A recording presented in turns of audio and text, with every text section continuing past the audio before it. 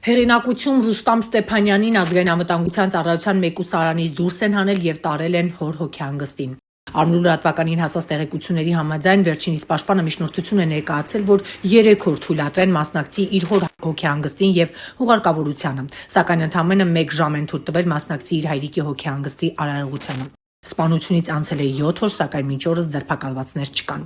Առնու լրատվականը հրապարակել էր, որ իր բացառիկ տեղեկությունների համաձայն իրավապահները պարզել են քրեական հեղինակություն Չախրուստամի Ռուստամ Ստեփանյանի հոր սպանողների ինքնությունը։ Առաջիկամ իրավապահ մարմինները կոնկրետ գործողությունների են գնալու եւ չի բացառվում լինեն ձերբակալություններ։ Մեծ ասած տեղեկությունների համաձայն քրեական հեղինակություն Չախրուստամի Ռուստամ Ստեփանյանի հորը ուղղությամբ կրակողները եղել են 2 հոգի։ Իրավապահ համակարգից Առնու լրատվականին հասած լուրերի նախնական տվյալներով քրեական հեղինակության հորը սպանելու համար գործադրվել է 2 զենք։ Արդյոք սպանության փորձը կապ ունի 1 տարի առաջ քրեական հեղինակություն ֆազի սպանության հետ, որի համար որպես կազմակերպիչ մեղադրյալի աթոռին է Չախրուստամը Ռուստամ Ստեփանյանը, հուսան կպարզի քննությունը։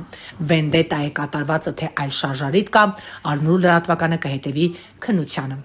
Հիշեցնենք, որ սպանությունը տեղի էր ունեցել դեկտեմբերի 31-ի գիշերը։ Ռուստամ Ստեփանյանի հոր ուղղությամբ արձակվել էր 12 կրակոց, կրակոցների հետևանքով Ռոբերտ Ստեփանյանը մահացել էր։ Այս պահին քրեական հեղինակություն Ռուստամ Ստեփանյանը կալանքի տակ է քրեական հեղինակություն ֆազի սպանությունը կազմակերպելու համար եւ գտնվում է ազգային անվտանգության ծառայության մեկուսարանում։